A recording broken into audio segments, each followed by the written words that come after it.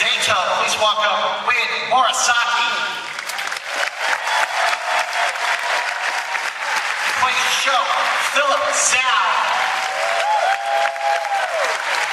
From Rogue One to Ready Player One, he is Nolan Sorrento, Ben Mendelsohn. She plays Helen, Lena Waithe. Samantha, played by Olivia Cooke. Wade Watts, Tye Sheridan. The screenwriter of Ready Player One, Zak Penn.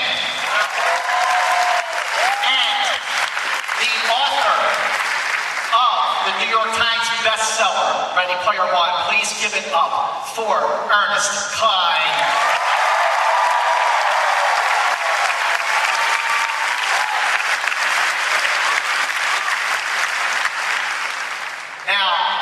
You are all going to see this movie next week, Thursday night, May 28th. You're going to read reviews, you're going to hear people talk about it on social media everywhere, but there's only one review that really does matter for Ready Player One. Ernest Cline, that is yours. What did you think of the film? I'm biased, but it's my favorite Steven Spielberg movie ever. Now, okay, so how much when you were writing the book, back to when you were sitting in front of your computer, your laptop, you know, whatever floats your boat, maybe you're still running from a notepad, how much did Steven Spielberg really inspire you with the genesis of the story? Well, a huge amount.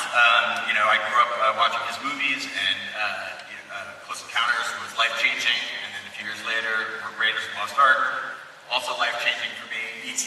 Was the same age that Elliot was when that movie came out, so that became my favorite movie of all time. You know, like I say in that video, his work is kind of built into my DNA. And when I was writing Ready Player One, he was definitely a big inspiration. Just the kind of overall tone of the Amblin movie that I wanted to capture of a kid, you know, or a group of kids in kind of downtrodden circumstances who get carried off on a fantastic adventure. You know, that was the kind of story like The Goonies or E.T. That I was trying to capture. And you know, Tye's character, Wade Watts, he carries a braille diary through the whole book, you know, to collect his clues from the treasure hunt. He drives a DeLorean from Back to the Future, so it would have been a different book if, you know, if it wasn't for Steven and his films. You know, it's interesting. You think about the around 32 movies that Spielberg directed, and then there are the movies that he produced, like you mentioned, like The Goonies, Gremlins, Back to the Future, Poltergeist. It's really, really astounding. So, being such a massive fan, what was the first conversation that you had with him about directing this movie? Well, it was one of the biggest days of my life, you know, and I think that's the thing when anyone goes to meet Steven. He's probably used to this, because for the past 30 years, whenever someone comes to meet him for the first time, you know, they just have a haircut and their wardrobe is overthought and they're kind of trembling, and so that was how I felt when I went to meet him. I was just, you know, felt like being Charlie Bucket, you know, with his golden ticket, like standing outside the gates of the chocolate factory. And when you go in, you know, like you pass this wishing well that's featured in Back to the Future as you go in, and then there's a velociraptor inside. It's like going into this magical place, like Skywalker Ranch, you know, a place where I had imagined my whole life, and it was, you know, all these dreams from my childhood were made in this place. So it was amazing. He's so good at setting you at ease, and you know, because so many people are probably freaking out when they meet him. He's really good at letting you know he's just a person. And once we started to talk about movies, then I calmed down and I was able to, you know, communicate with him. One of the first things that we talked about was the race scene and how we were going to include the DeLorean time machine, which was my cue to bring out my DeLorean glove box that I brought with me to Amblin, so he would autograph it for me. So I still found moments to geek out, even though we were getting to collaborate. Embrace it, you know, be a fan. I can't help it. You know, Zak Penn is the screenwriter of movies like X2, Incredible Hulk, Avengers. Now these being based on Marvel superheroes, comic books, you know, Ready Player One's a lot more dense than a 32-page comic. What kind of collaborations did you have in capturing the spirit of the book Ready Player One? Well, Ernie and I actually met before I started writing, I did this documentary about digging up the E.T. video games in the desert called Atari Game Over. That's a great movie. And Ernie was in the movie. In fact, he was kind of the star of the movie. My producers kept saying, more Ernie, more Ernie. It was a documentary, so that doesn't really make a lot of sense, but whatever.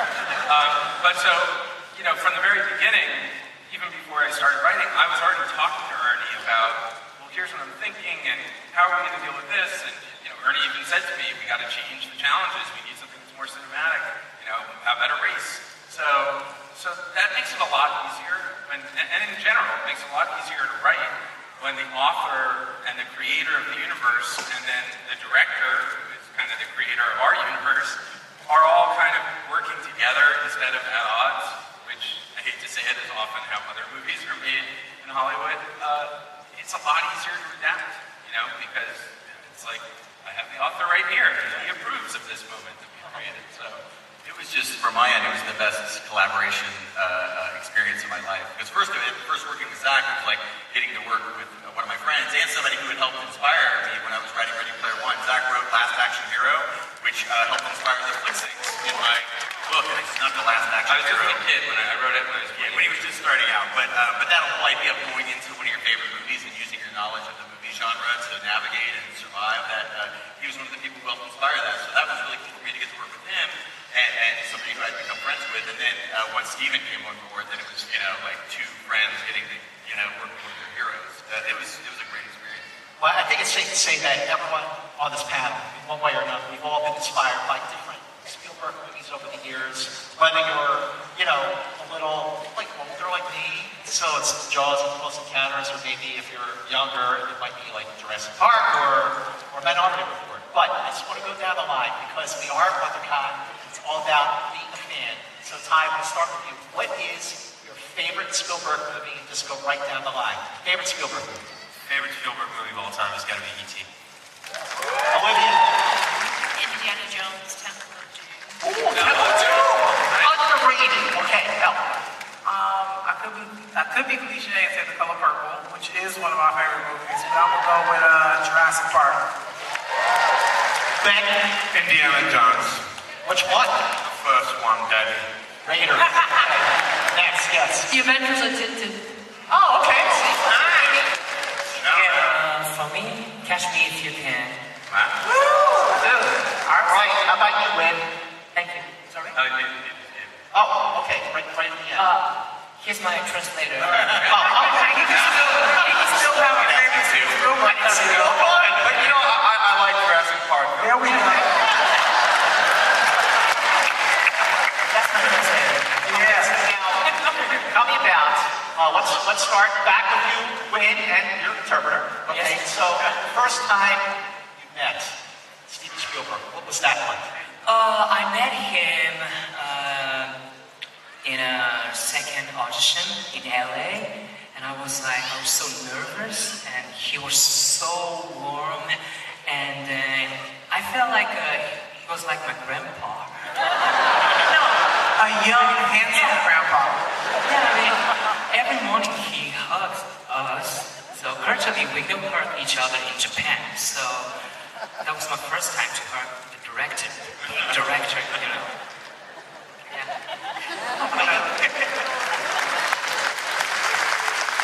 Philip?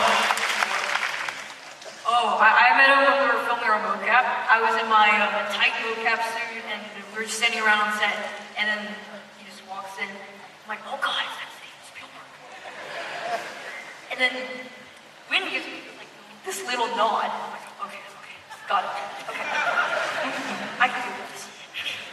Okay, now, you know, Ben, you know, you, by the way, Darkest Hour, fantastic. Congrats to the co-star Gary Oldman, Oscar winner, but you go from Rogue One to Ready Player One. Yes. The first time I met Steven was at a little French restaurant. It was just the two of us. He had a hard time looking at me for a long time. You know, he was shy. He was starstruck. You know, I don't want to... Yeah, So handsome. maybe. I know he's bloodline, and I know he was very affected by that on a lot of levels. And, eventually he sort of relaxed enough to talk, and then, he made his offer. And I said, Steven, I'll think about it, mate. I'll think about it. I'll get back to you on that.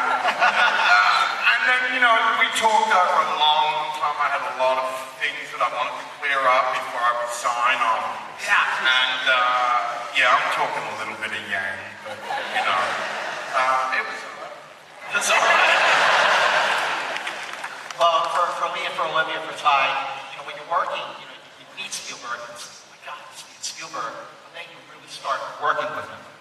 So I wonder if you could each start reviewing the first scene that he directed you in. What was that like? And what was it, by the way? First scene, I'll say this. I'll just say my character gets a clue, and the way she celebrates is through dance.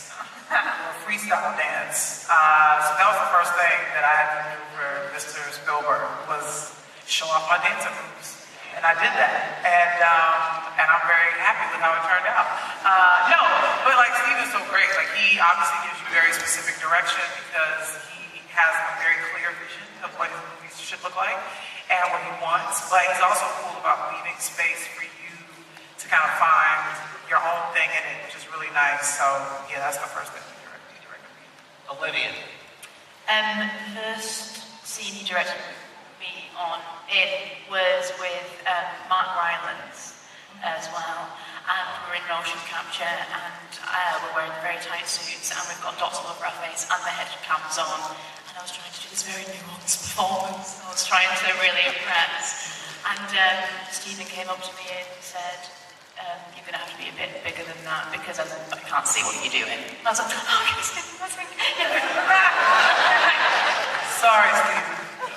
because like Odie said, you try and impress so much. How about you, Tye? The first time the first day we worked together, it was actually during rehearsal, and because he doesn't like to do rehearsal, we were there 2 weeks before, kind of getting familiar with motion capture, and he shows up on the Friday before we're going to shoot on the Monday, and he tells everyone to go home, and he wants to shoot with me, and I'm like, oh no, wait, I didn't know we were going to shoot today.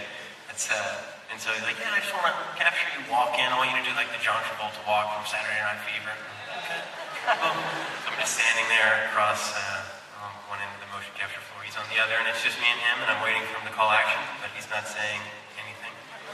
And then he pulls out his phone and he starts playing the song. He starts playing Staying Alive by the Beach. And then he starts walking towards me and he's nodding in his head. And he's just staring at me. And then he goes, in action.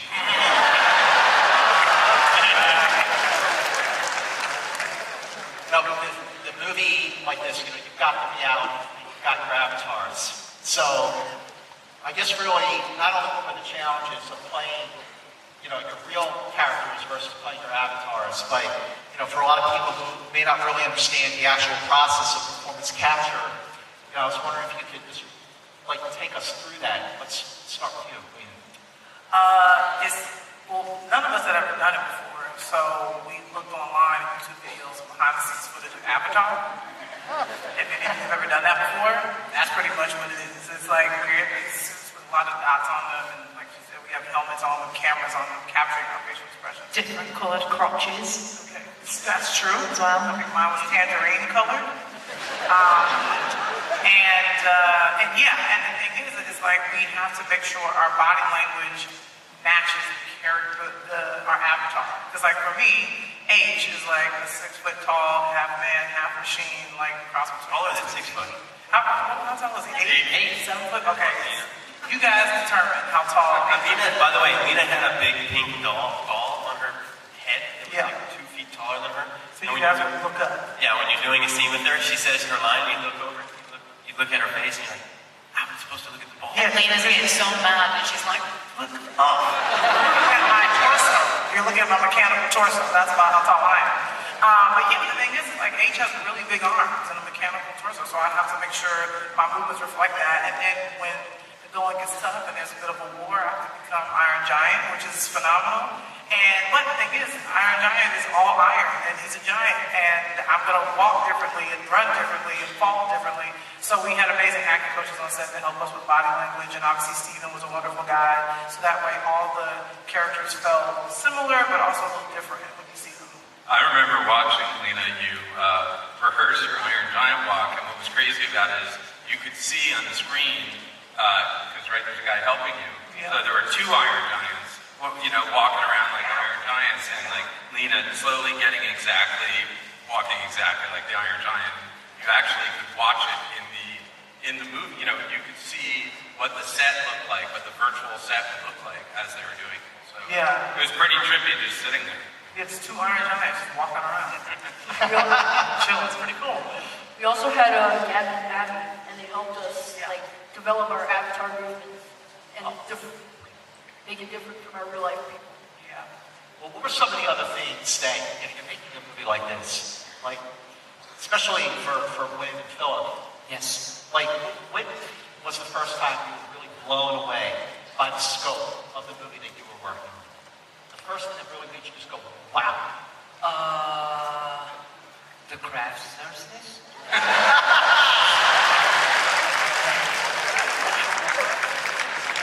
Yeah. Right, this is my first time in Hollywood movie. I mean, the sets are really cool, and Steven was very nice, and he made us feel good and comfortable. And but I chose craft services because absolutely, we have craft services in Japan, but this big. So in the Hollywood, they had a track.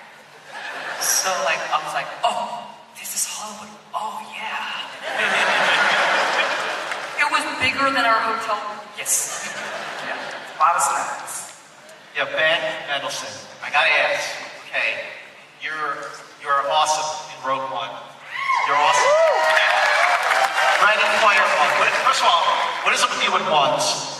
And second, the real question is, how much do you love playing sort of the villain, bad guy? Why is it more fun to play the bad guy? The pay is better. When you're playing a bad guy, let's cut through it quick. The pay is just so much better. If you're willing to take on the responsibility of being the bad guy, you just get paid so much more. It's incredible. That's the big secret. What was the first question you asked? It got lost in racetrack kind of coming around the corner and It's just like, what is it with you and ones? Yeah, but that was not really the question. Still didn't. No, sorry. Okay, I'm done. Olivia. So, 2015 at the Sundance Film Festival, I saw a really touching movie, wonderful movie called Me and Earl and the Dying Girl. Yes. This year at Sundance, I saw a movie called Thoroughbreds. So, how did you go from independent films like Me and Earl and Thoroughbreds to a big, epic film like Ready Player One? What were the challenges and what was exciting about it? Lots of campaigning, lots of auditions, lots of convincing people that you're worth it. I think as long as the passion's there, it doesn't really. I mean, the budget's massive, and craft service is a lot bigger. But I think if the passion's there, then it doesn't really make a difference how big or small the film is, because collectively everyone wants to be involved and do the best job possible. Tye, any kind of movie, whether it's an independent film or just a straightforward drama or even a special effects driven epic like this one, when you have your lead actors, you gotta have the right chemistry, they gotta flow, they gotta be good together. So tell me about the first time that you and Olivia knew that you really had the right sort of chemistry to really sell the character-driven story of this movie. Well, I guess we had it because Steve cast us after seeing us in a room together. But we actually spent all the high fives, what they're called in the movie.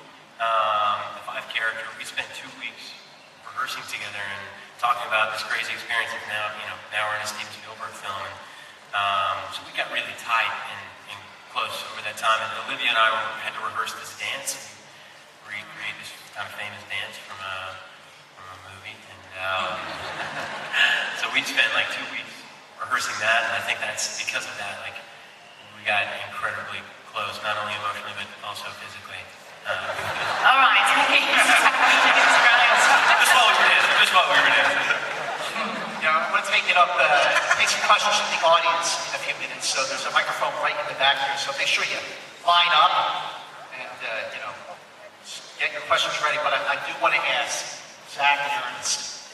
The book is, in some ways, it is a love letter to so many of these movies that Spielberg produced and directed. The montage that we saw is heavily referenced throughout the book. But the movie made some interesting changes with that regard. So I want to ask both of you, what was the reasoning behind some of those changes, especially with regards to Spielberg's movies? Well, that was all Steven. Yeah, well, taking Steven's, that was one thing he made clear at the beginning. He didn't want to directly reference himself too much or pay homage to his own work, which is understandable. And, when people ask about Steven Spielberg references in the movie, I say, well, it's a whole brand new Steven Spielberg movie, so it's all technically Steven Spielberg reference.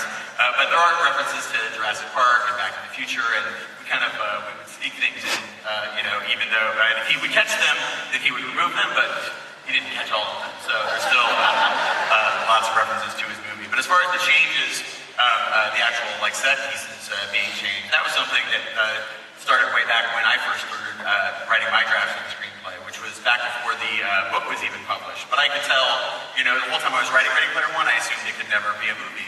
That was freeing to me while I was writing it, but I knew that to reproduce all of the stuff in the story and to get clearance, for everything would be impossible. The one example, and then when Warner Brothers bought the film rights, then I was forced to think of it, the possibility of it becoming a movie, and I knew that there would have to be a lot of changes, not just because of the licensing, but also because a lot of the stuff in the book that works in the novel would not work in a movie. Like having somebody play a perfect game of Pac-Man for 6 hours works in the book, but that would stop a movie dead. So what we wanted to do was kind of create the challenges in the book and keep the spirit of what's in the novel, but make things more cinematic and more engaging and more kind of propulsive.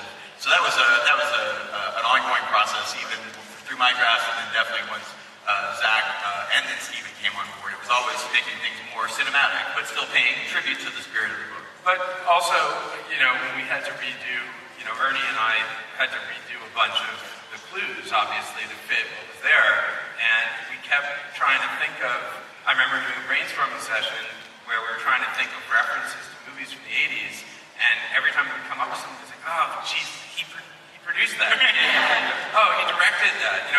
Pretty much every treasure thing that comes to your mind is from an Indiana Jones movie. And at a certain point, I remember saying to him, you're really ruining this movie by having made all these great movies. You're making it so hard for us. You pretty much cover everything. So it did make it actually a lot more difficult to come up with good references and dodge Steven's giant shadow. Sure. So Let's take the first question. What's your name? Hi, my name is Luis Gutierrez. Mr. Ernest, I don't know if you remember, but I actually spoke to you at San Diego Comic-Con this past year. Oh, hey man, good to see you again. Likewise. So my question is to the cast. What was the hardest part of immersing yourself into this role? Did you find any challenges from other movies? And Lena, I love you, Masters. Thank you, man. I appreciate that. Okay, why don't you start, Tye? All right, now I'll start. Challenge is immersing ourselves in the film. That's the question. You guys took a great question earlier about the first time you realized how epic the scale of the movie was, and actually for me it wasn't until we finished motion capture, because we shot motion capture. All the stuff that happened inside of the Oasis came first in our production schedule, and that came with challenges in itself. But we had this great tool where ILM and Digital Domain had spent time creating these environments that we would be walking around in the final version of the film, and we could put on a VR headset and they were spatially tracking so that we walked around the volume and we could we could get a sense of those environments and have a three-dimensional perspective on those. So that was super, super helpful to immerse ourselves in the film. But then, you have to, when you're ready to perform, you have to take them off, obviously. And then the room is just blank again, so you're solely focusing on the other actor across from you, and which was fun. But it was so yeah. I guess that was the more challenging. How about you, Olivia? I think it's just the motion capture. I think it was just difficult because we'd never used that medium before, but we had 2 weeks where we could acclimatise to the motion capture and actually found it really freeing because you're void of any costume, any makeup, any hair, and so with that comes a sense of liberation and extra confidence, which was lovely as well.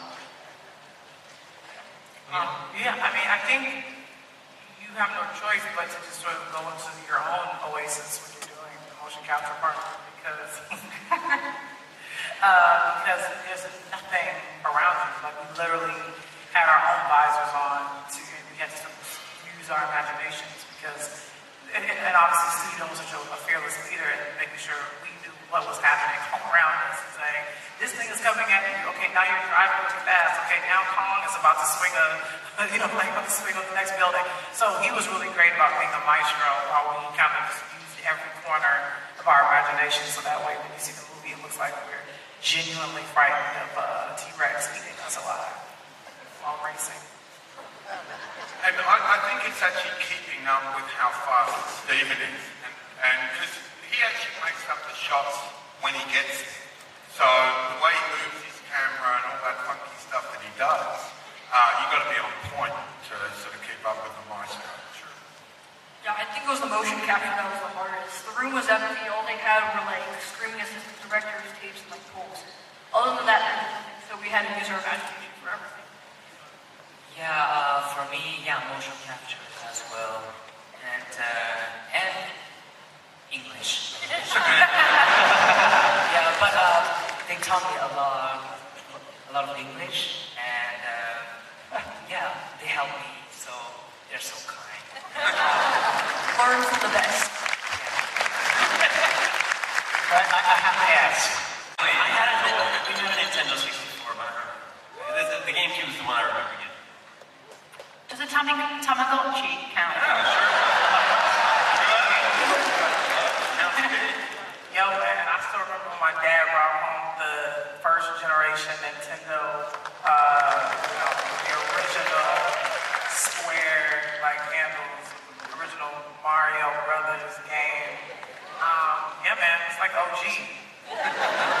My sister and I spent many hours doing that, and my mom was like, I gotta get this thing out of my house.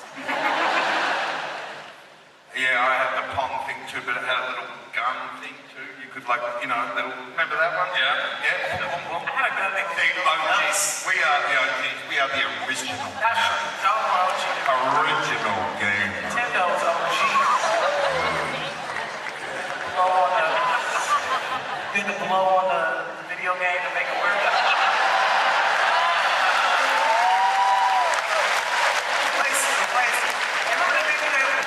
Kill the nuts. Kill the nuts was like so March for no nuts, no nuts. Even the fake ones. So here come Brent, like, hey love.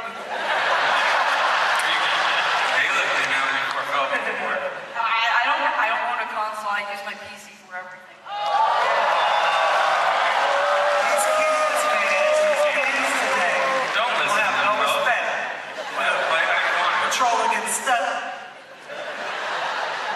How about you? I was born in Myanmar, so I played Nintendo as well. Mario Brothers? Yeah? Yes.